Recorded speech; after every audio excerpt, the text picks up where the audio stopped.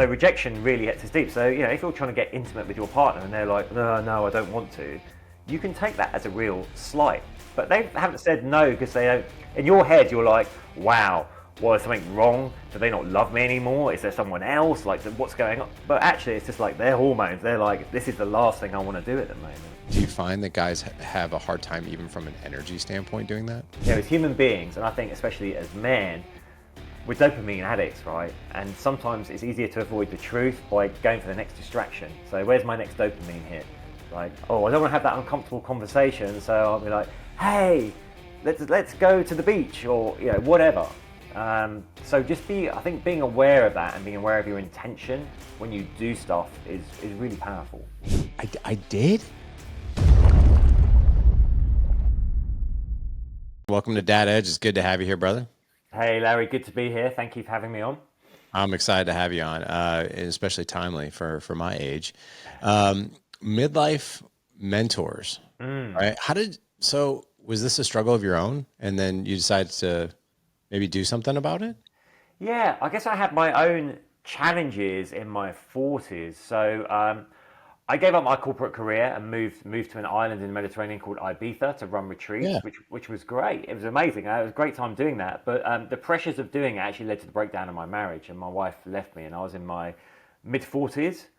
And I was like, wow, okay, where do I go here? I was left living on this island, trying to hold a business together that was, helping other people and giving them tools. And at the same time, my life was falling apart. And it'd been a long-term relationship.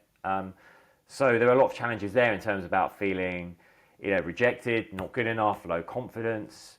And I went through my own dark night of the soul. And even though I had my toolkit, I was sharing with clients, it's really hard to apply it to yourself sometimes. It took a bit of a process and sticking up my hand and asking for help until I came out the other side.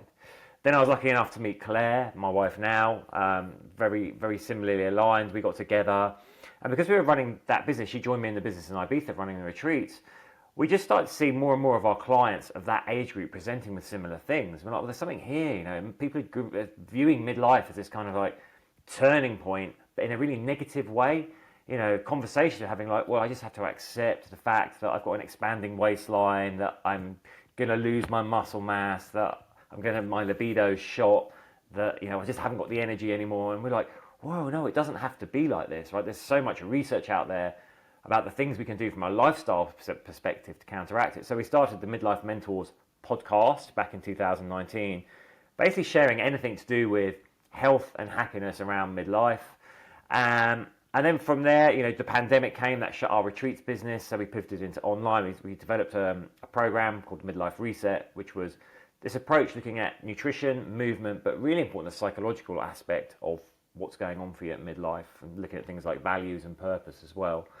And that's been a great success. And then we kind of transitioned now last year more into corporate work. So I'm very fortunate. I get to go into organizations here in the UK, like big ones, so like Shell, Google, KPMG, and talk about things like the menopause and its effects, not just to female audiences, but sometimes to male audiences, so they can understand what's going on. And it's amazing. I sit in those things, and it's always at the end, the guys have got their hands up going, can I just ask you this question? And they really relate it to their home life. And then also talking about things like low testosterone, but stress, values, purpose, because a really common theme, I think, at midlife is we can feel somewhat disconnected from ourselves.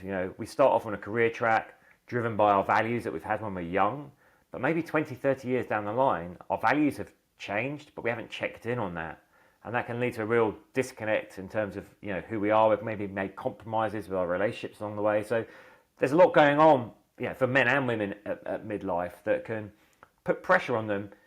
And I think traditionally it's been perceived in this quite negative way, the tired stereotype of midlife crisis, and the guy is like, oh, well, I'll buy a sports car and hook up with a younger model. And we need to turn it on its head and start having positive conversations about what the opportunities are at this time of life. So your wife, when you said she left you, was this Claire, your current wife? No, this is my wife before, yeah. Got it. Okay. Yeah. Okay. So how long were you guys together before that relationship came to an end? So we were together about 15 years. Wow. Yeah.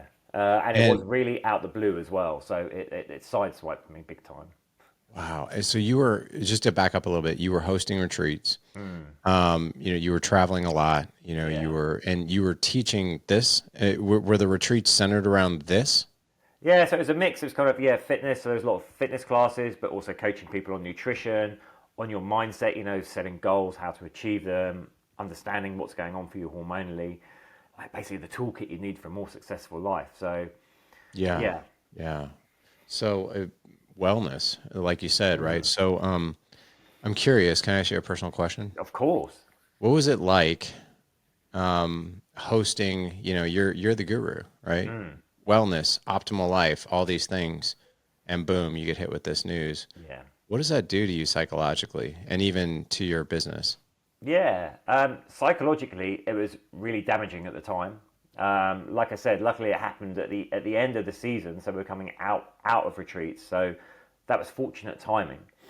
Um, but it did knock me, and I think anyone that's gone through this, has come out of a long-term relationship, particularly in midlife, will understand that if it's come out of the blue like that, it can really leave you questioning, like, oh, who am I? What have I got to offer now? Like, why did this person leave me? Your confidence is shot. I didn't go back into the dating scene for months and months and months. I just wasn't interested. I had this thing of like, well, who'd be interested? I'm not interested, but who'd be interested in me anyway? So I kind of had to battle that, and to an extent, wear a mask once the retreats restarted again, and about, hey, here I am. So I kind of be like smiling and happy in the day and holding the space for the people, and then just going home and being. But that was a wake up call, and like, I need to speed up I don't want to use the word recovery, that's too strong. But I need to speed up the process for myself here to come out the other side. So that's when I stuck my hand up, looked for support groups, for coaches that could help me move forward. And then, I realized, well, actually, I've got these tools at my disposal. I've been kind of blind to it by my own emotions and situation. And then it was a process to bring myself out from that. Makes total sense. Yeah, I think, yeah, when you're the host of stuff like this, like I did a podcast at the end of January, and it was about like just a horrific face plant. So I do shows on Fridays as well called fumbles, first downs, and field goals. Like we kind of like, hey, the good things, it's like the fumbles are the screw ups. So I did a show on the screw up of like on a season that just kind of got away from me and my wife. We got crazy busy. We just didn't have a whole lot of energy. We were four kids in four different demanding sports, along with everything else, being a business owner. And like, we did that for like 5 months and kind of drifted. And it's like when you're the marriage guy, the dad guy, and your house isn't looking like you teach it, you're like, it's almost like it's like I told my oldest son this because we were talking about it. I was like, Ethan, I was like, it's fascinating. What I do for a living is the biggest blessing because it's the work I love to do, but it's also a curse because when things are going good in my business and in my family, I feel amazing. When things are going great in my business and my family is shit, I feel like absolute hell. And when my business is bad and my family is bad, I just want to pack up and move somewhere else. Like it's devastating, right? Luckily, we haven't had too many ebbs and flows in our organization, but I have had ebbs and flows in my personal life, and you just feel like, I joked with my son. I was like, it's kind of like a pastor who looks up porn when he's not, when he's not saying mass, or service. But I totally get that, man. What was it like recovering from that though? Like, I know you said you didn't date for a while, but what was that comeback story like?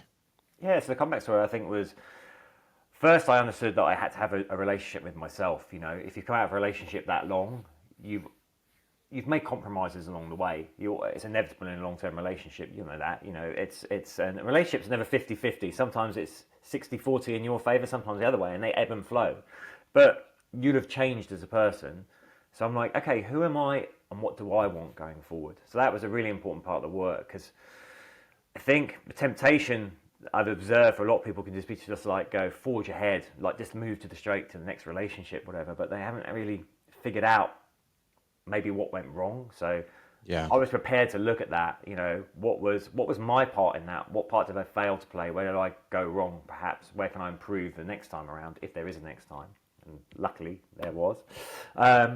So it was being prepared to have that hard look. And as you all know, Larry, like it's the foundation of any work of growth is actually being open to looking at yourself, because unless we can do that and see where we are, we can't make the changes we need to going forward. So it was introspection, and then as I used those tools and applied them and kind of grew in confidence, started taking steps, it was moving back into the dating world, kind of having a bit of fun for a while, and then meeting this amazing woman that we were just so aligned, and it went from there. But the interesting thing was, Claire had come out of her own divorce as well, and we got together. We both had the same amount of time apart from our respective relationships, and we're like, oh, you know, we've done all this work. She did a lot of work on herself as well. We thought, we've definitely got this sorted.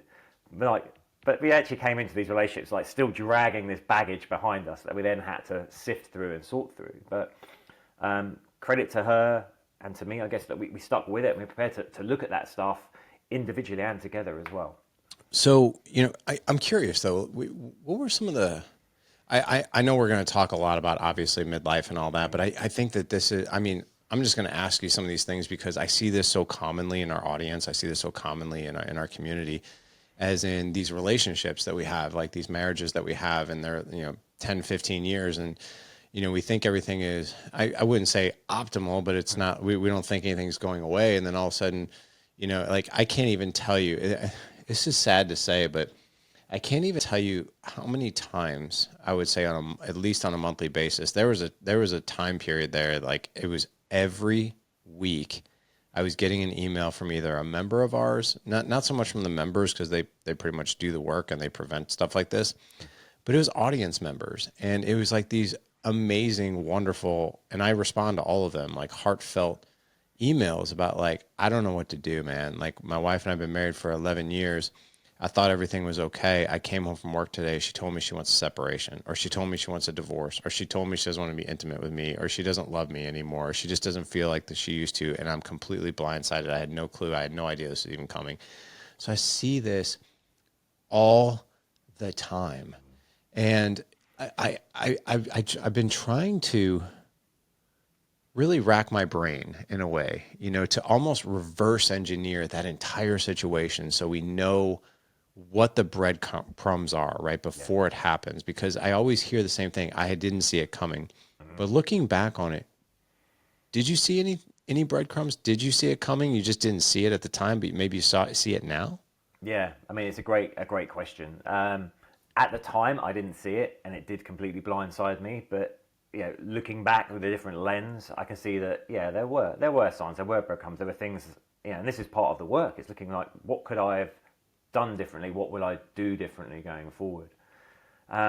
It's really interesting what you say about that, because it's something we hear, and I don't know what the stats are in the US, but right now here in the UK, divorces, it's midlife, and it's midlife women, and they're triggering them. And I do think this is because, and I think there's a big clue here for us guys, women love emotional availability, and they're also less likely, I think, to stick around if they don't feel their emotional needs are being met. So as men, we can think about things a lot like security, earnings, you know, and these things matter, don't get me wrong, but women seem to gravitate, or very important to them is this emotional connection, emotional availability. So the story I hear from female clients we work with is like, you know, that my husband's like, he's physically there, but not really emotionally there. And I think the other thing with women now, you know, the way the power dynamics are, they're happy to just go, you know what, it's not working for me, I'm going. And that does blindside guys. But if the guys are prepared to look at it, they might say, actually, you know what, was I that emotionally available? As men, we're very good at confusing proximity for intimacy. You know, we were like, but yeah, but I got home and I chat to my wife every night, and we sit in front of the TV and we have our dinner together, and I go off at the weekend with the guys, but then we have a lunch and I'm with her. Yeah, but are you actually sitting and looking into each other's eyes? Are you asking her questions about how she feels, what are her emotions, what's going on for her at the moment? And this is where I think as men we're tripping up. We're thinking, oh, you know, I'm with her in a physical space. That's kind of ticking the box. But it doesn't from the woman's perspective.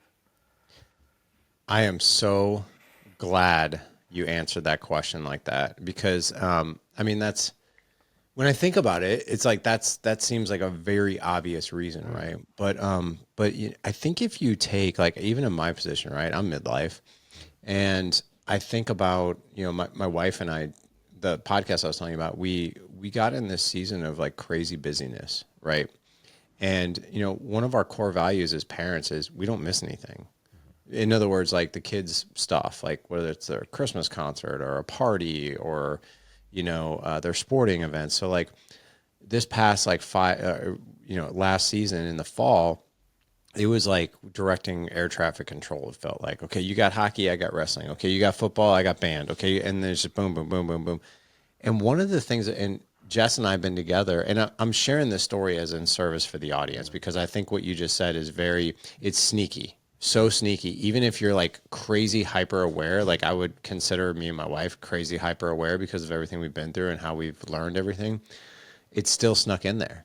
And what I mean by that is what we found was, and here's the sneakiness, we were so busy and running so many different places, and we were kind of happy to do so at the same time. We're like, oh my gosh, this is so exciting. It's our oldest senior year and he's last year of wrestling and it's his last year of band, and our one's a junior and he's the starting center on the football team. So we're going to see every football team and every football game. And, the fifth grader, now he's playing football. Now the 8-year-old, he's playing hockey. And it's like all this amazing stuff and it's fun. And we've felt like so fulfilled and happy, like pouring into these kids. And what we found was, though, looking retrospectively, was we were doing exactly what you just said, which is we were in each other's space, but we weren't connecting because, quite frankly, we got a little complacent and we got a little lazy because we were exhausted. And we even looked at each other. We're like, we actually didn't really have the capacity. Like we didn't even have the energy. By the time it came for us to connect, it was easier to turn on Yellowstone and watch a show. Yeah.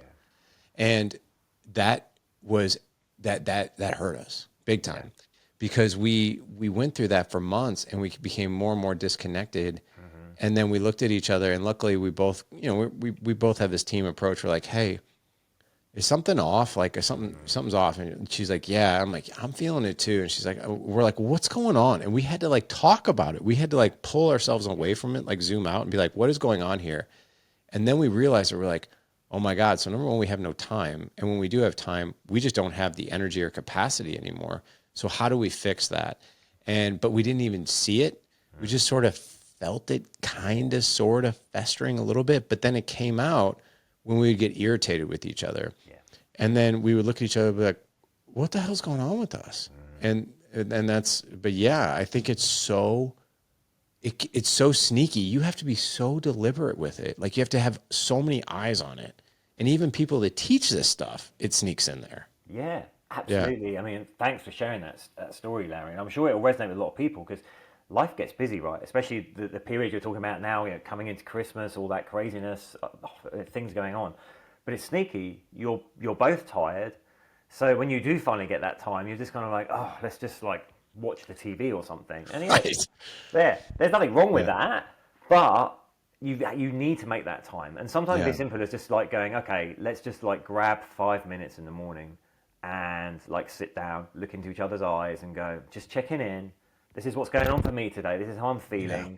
What's going on for you? And that could be enough. Or when you get those really busy times, you acknowledge it. So it's great. You were prepared to unpack it with your wife. That's fantastic.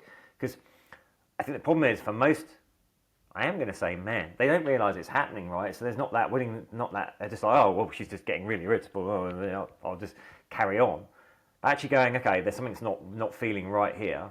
And let's these times go, look, you know what? We are really busy now. We haven't got that quality time. But let's look ahead. When do we have the time to just like sit and connect?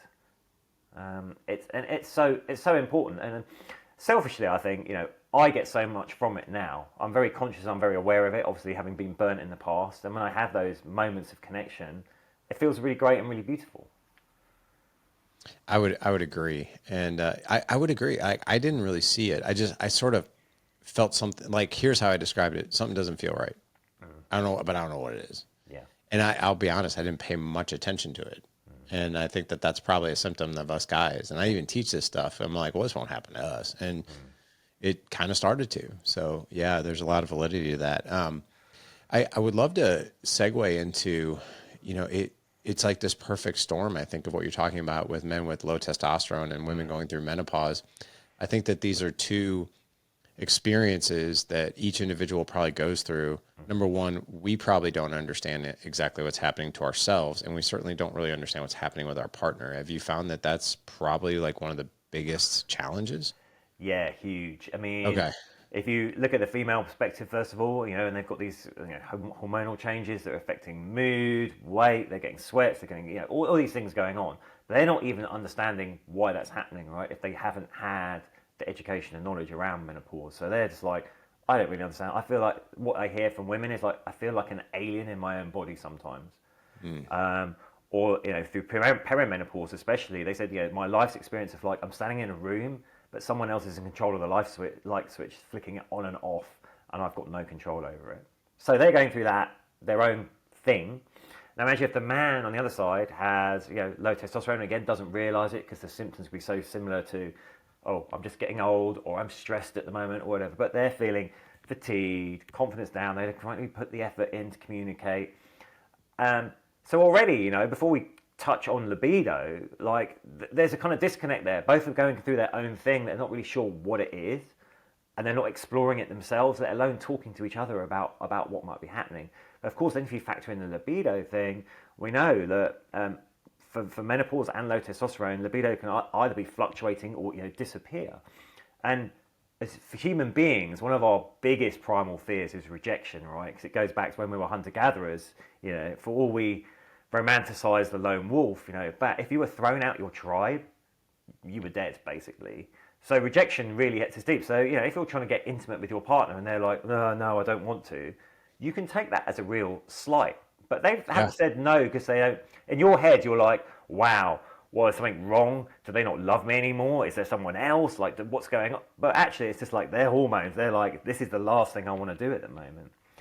And if we just had that conversation, you go, you know what, actually, with what's going on for me hormonally at the moment, I just don't think this is going to be great for me, but I love you loads anyway. You can just solve it, head it off by communicating. And I think one thing I talk about for men in particular is just being more vulnerable and talking and being open about your emotions and what's going on for you. And I think you'll genuinely find people are much more receptive than you think. We have this idea of like, I need to be the strong guy and not say how I'm feeling.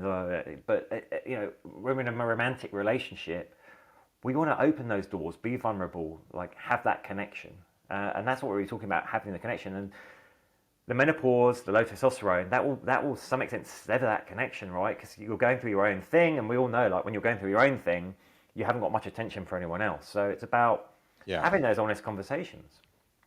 That makes sense.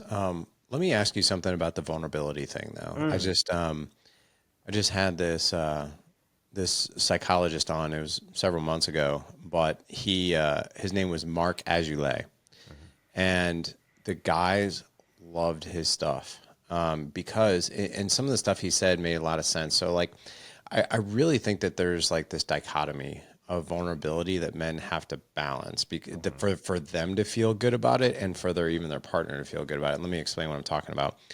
Mark actually referred to this, and I actually ran this past my wife, and she's like, not that she's the authority or am I, but I'm just saying that this is in theory. My wife was like, there's a lot of truth to that. And he said, women want us to be vulnerable, but what they don't want is our shitty first draft emotions. And I'm like, what do you mean by that? And he's like, well, he goes, a woman wants to connect with a man. A woman wants vulnerability and authenticity, but it's not necessarily a turn on if he's like this sappy, spongy, or angry, or whatever it is. Like, they actually appreciate if we somewhat process through these things first, and then we can clearly articulate what it is we're feeling versus like a shotgun blast to the face of what I'm feeling, right? And I have found, and again, I'm going to share this just for service to the audience, but like I asked my wife about that. She's like, yeah, she goes, there's some truth to that. She's like, because number one, if you're giving us what you call your shitty first draft emotions, you might not even be clear on them. And it comes out like erratically, and you're trying to make sense of it. We're trying to make sense of it. And we're like, what's going on here? But if you process through it and you're clear, like, hey, I just want to share with you where I'm at, what's going on. Here's what happened. Here's how I felt about it. Here's what's going on for me. Here's how I processed through it. And here's what I'm doing about it. Right. Just like this sort of really clear approach. And, So my wife, when I've done that, my wife is like, I really appreciate you doing that. But there are times where I actually want to process through those shitty first draft emotions. So I'll give my wife a heads up. I'm like, hey, do you mind if I just speak out loud, like, and just get all these thoughts out? These are shitty first draft emotions, but I would love for you to just give me your opinion on what you hear, just as a sounding board. And my wife actually does like that. She likes being, and I was like, well, what do you like about it? She's like, I love the fact that you're approaching me like that you're giving me a heads up of what's coming and that you don't even understand it yet. And then we can work together to help each other understand it. She's like, but if you just hit me with it, I don't know what to do with that. Am I making sense? Oh, absolutely. I think. Listen, this might sound harsh, but no one likes needy, do they? Man No. or woman. So we don't want Right. to be the one just suddenly like going, having a crisis and crying and just being like, I don't know what to do. Like, your wife will comfort you, probably thinking, oh, what's going on here? So I think we can be vulnerably strong, if that makes sense. We can kind Yes. of go, hey, this is what I've been feeling at the moment, but I think this is why, and this is what I'm going to do about it. What do you think about that approach or feeling? And like you say, I do that with my office. I say, sometimes I'll test it. Like, hey, you know what? I'm just feeling this way at the moment. What do you think that could be? We'll kind of explore it together. But it's that asking permission to explore the first thing is so, so important, I think. See, I think that's right there. Just the way you said that, I think that shows so much awareness and emotional IQ. Right? That's a high level. That's a higher level of emotional IQ versus just like just this shotgun blast to the face. Right? I love that though. You mentioned in there that some of the symptoms of menopause and what it is that the women are going through. Like, so when it comes to low test, I mean, from what I understand, and correct me if I'm wrong, I would actually just, why don't you just tell me the symptoms that you know very well? Yeah, well, there's obviously the physical ones. So Right. we can lose muscle mass, our metabolism slows, and more likely to put on body fat, store it particularly around the belly area. We'll have lower energy levels. Our libido can like fluctuate wildly or just disappear completely. We might then have trouble with erectile function. On the psychological side, we can become more anxious. That could be even lead to like mild depression. We can lose our confidence. We can, like women with menopause, we can lose focus as well because there's a lot of chemical changes going on in the brain. That testosterone is the main driver here, but Okay. neurotransmitter levels are changing as well. So we might have trouble focusing, and of course, then if you look at any of those individually or a combination of those happening to you, they can start to have a psychological effect as well. So that can be another driver. Like if you're feeling low on confidence all the time, and you're forgetting facts and getting confused, then you're going to start telling this story. The narrative to yourself can be like, oh, I can't remember stuff bad, or that makes my confidence go lower than it otherwise would. Which is why it's so important to recognize this and go, okay, well, am I going to actively work on my psychology? If I know I'm becoming more risk averse, if I know I'm becoming less present in the day, less grateful, what am I going to do to bring that back? Do I want to actively start my day by being grateful, by sitting in prayer and talking about how grateful I am? Things like that. Small things you can do will actually have big changes over time. That is, I'll tell you, man, this conversation is so timely. I think just for me personally, because so if I look at physically, like I'm in decent shape. So like my body fat is right around 8%. Low. Yeah. I work Great. out like every day. Yeah. My testosterone is fantastic. Yeah. But here's the interesting thing, and psychologically, dude, this has messed with me. I'm like, why can't I remember things? Like my kids will tell me all the time. She's like, you told me that yesterday. I'm like, I did. Or even like sometimes my capacity, what I've noticed, to take on stress was compromised more than normal. So anyway, I took this. I had things tested, and the funny thing, came back was GABA, I was going to say serotonin. GABA. Yeah, GABA. I wasn't sleeping real great either. GABA, serotonin, dopamine, and acetylcholine were pretty low. Like I was pretty deficient, and the guy that helped me with this, he's like, judging by these numbers, like you gotta feel like crap a little bit. Like, and psychologically, like you're not remembering things. You're probably harder to lose. It's probably hard for you to focus. It's probably hard for you to sleep. I'm like, yeah. I was like, all those things. Like, what the heck's going on? He's like, it's kind of like a male. He told me, he was like, he's like, it's like a male menopause. I was like, what? I was like, I thought we were just talking about like hormones, like, like testosterone. He's like, no, man, neurotransmitters too. And I'm like, okay, okay. So I didn't know that. So you're the second Yeah. guy to tell me this now. And we've got estrogen as well, of course. So both men and women have male and female sex hormones. So we've got estrogen, and estrogen has a very close relationship, in particular with serotonin. So, we might go and get tested for testosterone, and it might be fine, but our estrogen might be so low that's why our serotonin's low. And there are things in a lifestyle as well. We know that alcohol doesn't help with serotonin, but particularly drinks that are high in sulfites, so things like wines, white wines, sulfites will actually lower estrogen levels, which then knocks on to lower your serotonin as well, which is why, older drinkers, we're less good at metabolizing alcohol as we age, but, people who drink wine, they often report it's not just a hangover, it's anxiety. They got the anxiety as well. It's because the estrogen's lowered for the sulfites, which means the serotonin's lowered, which means there's this low level anxiety knocking on the door. So it's a really complicated cocktail. But the more we can understand it, even at a basic level, we can understand what we can do. So what I did, and my serotonin was low too, by the way, if I didn't mention that one.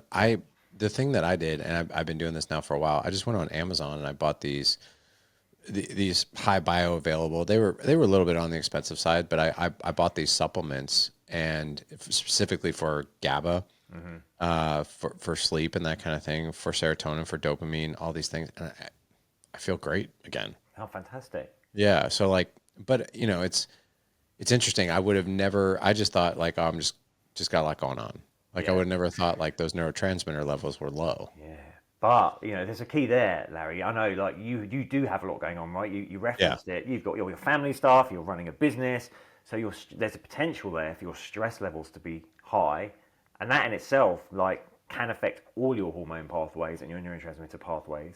So there's something there with the cortisol, and getting cortisol back to lower levels would actually have a beneficial effect. Yeah, for sure. It's so funny, James. Like, so if you think about like these two ecosystems, right? Like the man and the woman going through this stuff. What have you noticed about how they interact when they're going through this stuff? Great question. I mean, sadly, the most common thing I hear is like this increasing alienation from each other.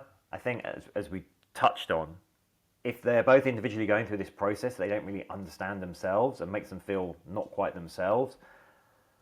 Of course, if you feel divorced from yourself in some way, then you're going to have trouble relating to other people. So unless people are aware of it, it does seem to be this thing that can drive quite a wedge through relationships, to the point where one partner will get up and leave maybe eventually, or at least voice their concerns about it. So, I'd say to the guys listening, educate yourself on this kind of stuff, and start thinking about not just how you are showing up in your relationship, but think about how your wife might want you to show up as well. Is it difficult for a guy, like, how do I ask this question? So when you pose that thought just now, like that strategy, right? Like, how do I show up for her? Do you think guys, if their testosterone's compromised, neurotransmitters are in the garbage, psychologically they don't feel like themselves, physically they don't feel like themselves, they're not as in good a shape as they used to be, and they're just like, so when you say to somebody like, you need to show up for your wife better, a guy might be like, I'm just trying to deal with myself right now, man. Like, how do I even do that? Like, do you find that guys have a hard time even from an energy standpoint doing that? It can be. I mean, the guys I work with tend to split into two camps. They can either be in that place, which is, you've got a problem there. You've got a low starting base. There's a lot of work you need to do. You need to look at the physical aspects as well as working on the psychological and the relationship side.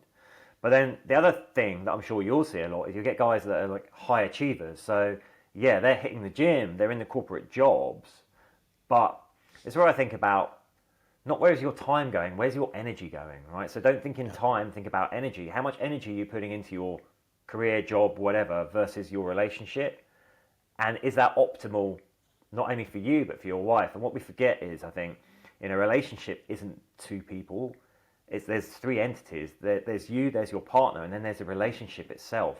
And we have to be thinking about what's the energy I'm going to put into the relationship, you know?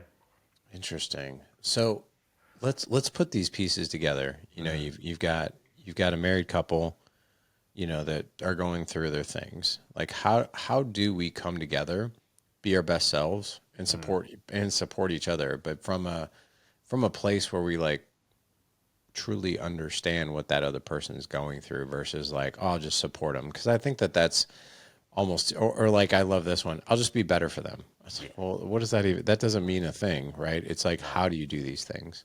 Yeah, I think it starts with the self, right? Because you can't give from an empty cup. So the first thing you do is look at yourself and go, okay, have I dialed in everything I need to get me to a place where I feel good about myself? You know, am I in good shape? Am I doing stuff to get in good shape? Am I, nourishing myself in the right way, the right foods, or am I just eating processed stuff all the time? What's going on for me? Maybe get blood tests if you need to. You know, look at whether you need supplementation. I think mistake people can sometimes make is reaching out, trying to solve the other person's problems when they haven't solved their own. So it's about, but it's tricky because there's a time constraint on this, right? You can't go off and like to spend all the time developing yourself and then ignoring your partner. So you have to do these things in tandem. But I say, look at yourself, look at what you need to be doing to improve yourself. Then at the same time, as you're in that growth phase, you can start speaking to your partner about these things as well and be curious. This is amazing. We need to stay curious about our partners. Remember when you first met your wife, right? You were curious. I bet you asked her loads of questions all the time and she asked you loads of questions all the time. So stay curious. How are you feeling today? What's going on for you?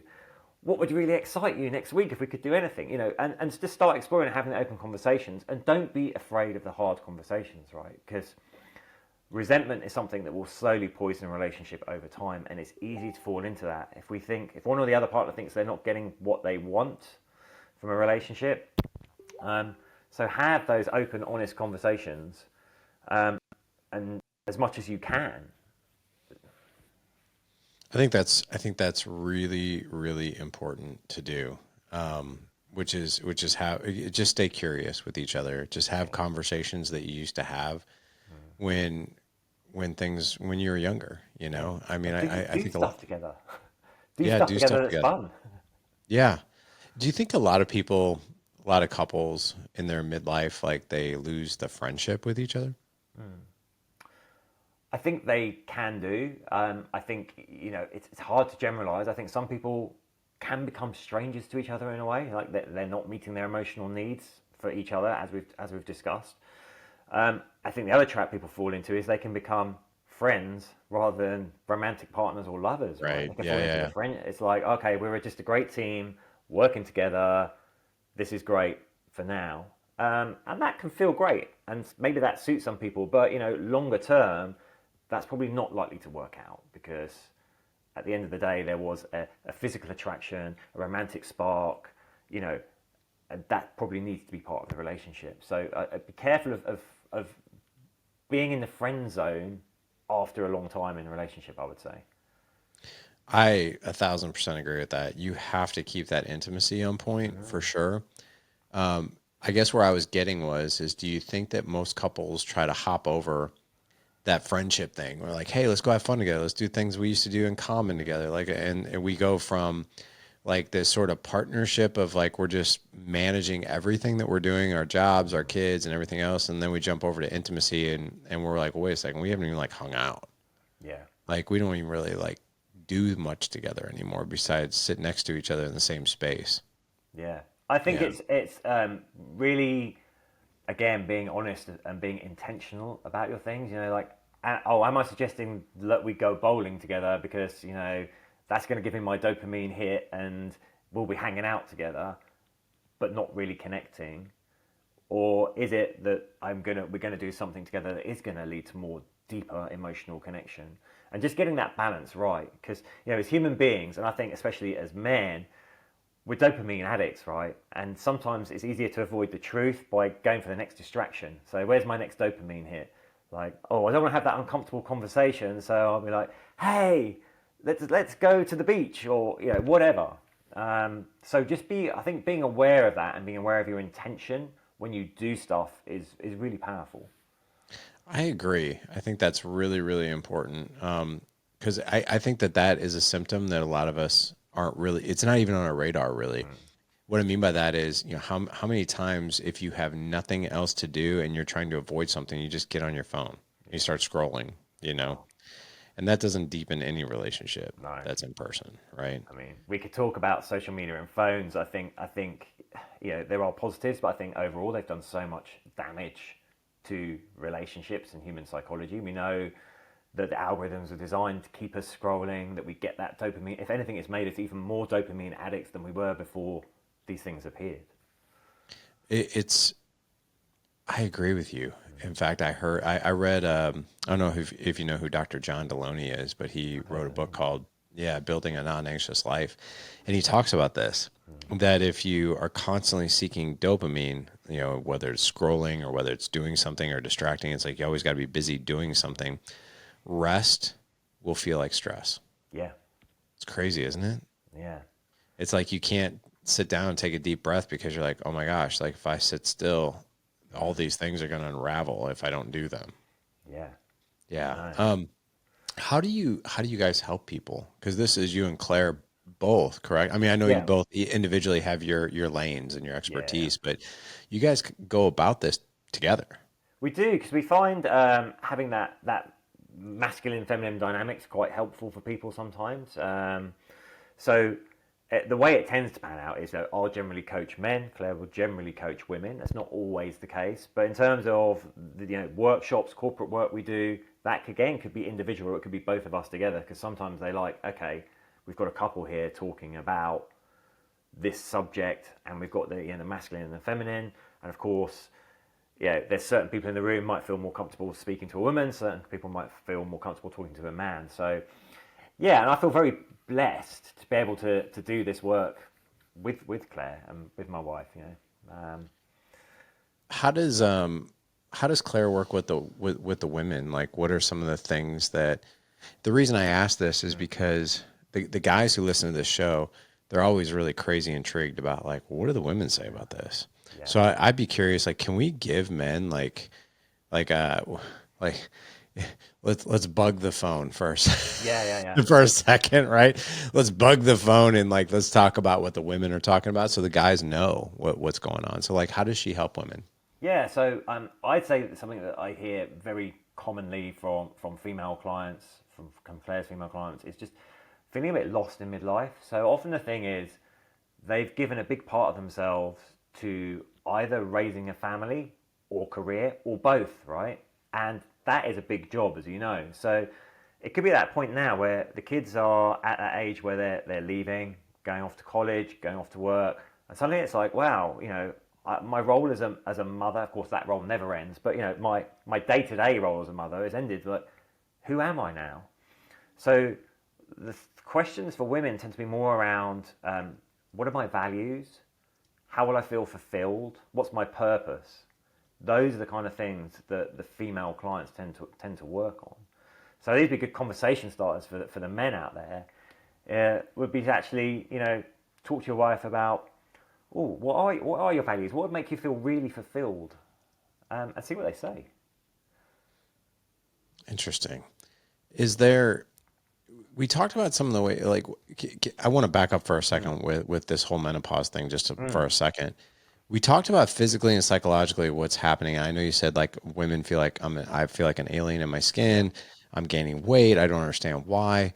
But and then like the sweats and that kind of thing. But like psychologically, I think we really hit upon like some of the things that might be going on for a guy from a brain thing, like from a Yeah. low neurotransmitters.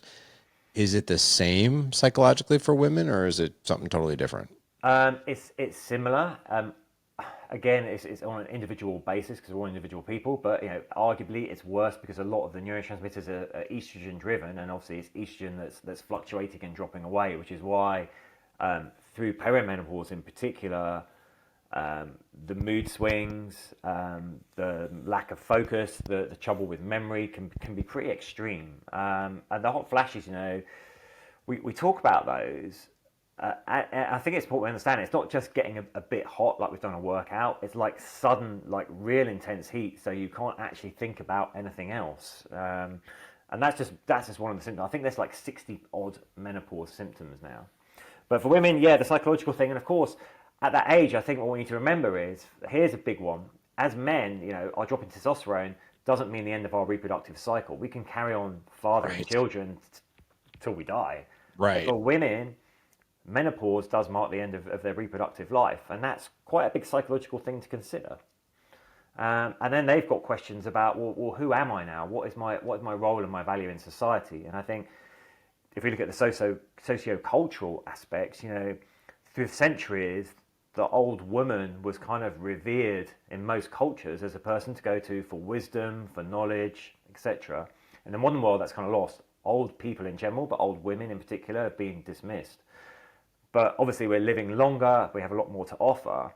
So I think it's about redefining, that role of the older woman and where they sit in society. If you want an extreme example, look at somewhere like Hollywood, where the hot new actress comes in her 20s, and then if she's still making films in her 40s, she's exceptional, sadly. Interesting. How do you guys actually do you so like if someone wants to come into your ecosystem and work with you guys, Yeah. does a couple come in like together to work with you and your wife together, or is it just the guy who's like, hey man, I need your help, so I go to you, and or the woman goes, I need your help, I go to Claire, or do you guys like together? Well, we've done both. I mean, it's more normal that we'd have like one client working with one of us, but we have worked with couples as well. Yeah.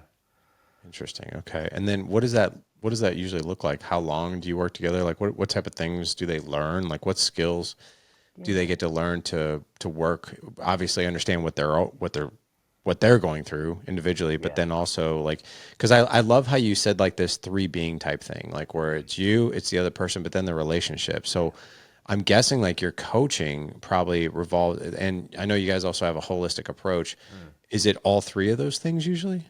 Yes, we'll look at what's going on for you personally. What's the starting point? What would success like look for you down the line, and we'll set a time frame around that. What are the things we want to work on?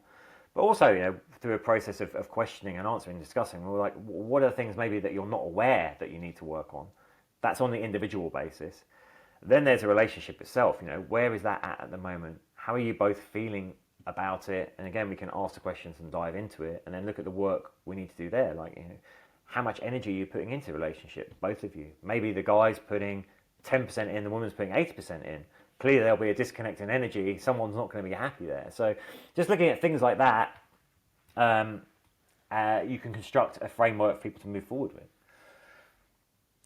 I like that approach a lot, and I like that. I like that you guys have resources for both sides of this. Not many people do, and even if they do, they're not together. But can I ask you a personal question about you and Claire's relationship? Sure. So, knowing everything that you guys know about all of this stuff, Yeah. right? And then obviously you've been through your own relationship where it's like, oh, learn some hard lessons there. And by the way, just so we understand, is Claire's marriage to you her first? No, it's not. So Okay. she got divorced as well, Okay. about the same time I did, and then we got together. So both of you guys have kind of been through this where you've learned. So Yeah. let's take everything you guys know from these topics, right? And you're the experts. Also, you've learned from previous mistakes and relationships, and now you've come together into this other relationship. So I would just love for you to be like, what is I don't want to say a day in the life of James and Claire or a week Yeah. in the life, but like I would say, what are like the tactical strategies? You're like these are our non-negotiables. This is how we go about this. Yeah. I'd say for us, the most important thing and the main thing is make sure we connect every morning. So, generally our day would be, our alarm goes up, I'll take the dog out, because we've got calls and stuff. We'll go and probably hit the gym first, and then we'll come back, but then we'll have a space. We'll have put a space in a schedule like early in the morning where we'll sit and we'll check in on each other. We might pray together for a short time. And that just helps establish that connection. And through the day, obviously, we're going to do our own thing. But then it's again at the end of the day checking in, like how's the day been for you, da, da, da, da, and just having that communication check-in. That was a typical thing. The other big thing we do that I recommend is we go to a couples therapist, counselor every other week. Really? Just to Yeah, proactively? proactively. Like there's not they're not an issue that we're working on. We're just like, how can we make our relationship better? And sometimes being in that room with a third person, you can discuss all kinds of things. You've got that sounding board and the objective view. So it's I think we have this view that couples counselling is when you're in crisis, but actually it's a really really good proactive tool. I cannot agree with that more. In fact, I feel like when you go to the cardiologist and you've already had your heart attack, like you should have been doing things obviously 20 years before that, right? And being proactive. I joke about this on the podcast a lot, but like we don't think about doing this with our cars with oil changes. Like it's like, oh, I think I'll go 75,000 miles before my first oil change, right? We don't do that. Or like I'll just wait until the engine is rattling and about ready to fall out. Yeah. But we do that in our relationships. So I love the fact that you guys do this. Jess and I have done this as well for the past 20 years. We've had like the Fantastic. same, yeah, we've had the same guy that, and we go proactively a few times a year, and it's so helpful. I mean, if you think about it, like, none of us, if you're a business owner, you don't usually blink twice about like, I think I'm going to go join a group so I can learn how to run my business more effectively and efficiently. Because right now it's not, it's running me, right? Or we take our kids to the dentist because we don't want their teeth to fall out. So we get it proactively cleaned. We get wellness checks, right? We get our blood work done. But when it comes to our relationships, I think this proactive approach is so key. Going back to like, what you guys do in the morning, like the check-ins, like go to the gym. And then you said we sit down, we check in. Sometimes we pray together. If you're not praying together, what does that conversation and check-in look like? So it'd just be like, oh, this is how I'm feeling today. This is what I've woken up feeling like. This is what's going on for me. It may manifest like this in the way I am today. So I just wanted to let you know that.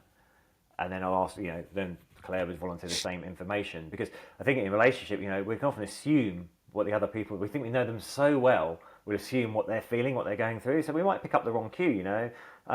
Your wife might just look angry and be doing something in the kitchen. You're like, oh, well, she's in a really bad mood today. And then that's going to inform your behavior through the day. But actually, if you stopped, just had the conversation about what's going on, she's like, oh, you know what? I just lost something for a minute in the kitchen. It made me momentarily angry, but I'm actually feeling really happy and really good.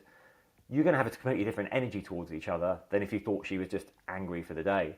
So it's just that, it is literally just that checking in. It can take as little as 5 minutes, as long as half an hour, talking about just what's going on for you and yeah, how you're feeling and how that might show up in the day. If I'll say like, you know what, today I've got up, I'm actually feeling a little bit stressed. I know I've got all these things on, so that might show up in that I'm going to be a bit distracted, maybe even a bit annoying to you. So I'm going to apologize for it in advance because I know I can do that. And I just want to explain like that's where I'm coming from today. And then Claire would go, okay, thanks for that. Well, this is what's going on for me. And you've kind of taken that assumption out. You both know where you're operating from, right? I got a question for you. Yeah. I love that you guys do that, by the way, because like I'm sitting here thinking like I think what people try to do sometimes is we're ashamed of like if we wake up feeling anxious, angry, sad, like we try to like I know a lot of people out there and even the dudes listening to this show like well, I shouldn't feel that way. And I certainly don't want to say it out loud because then what, right? But I think that some of these emotions are part of the human experience, and the more comfortable you can get clearly articulating them, the better. But the question I have for you is, when Claire articulates that she's not optimal, and I mean I know for a fact, and we preach this all the time, is like we're so eager to want to fix it, right? So like if she wakes up and she's like, James, like I don't feel good today. I'm feeling pretty down today, actually. Like, and I'm sad or like I'm overwhelmed or whatever that feeling is. I'm sure you as a guy, like your first instinct is, well, I love you and I don't want you to feel this way. Let me help you through this. But Yeah. do you do that or not do that?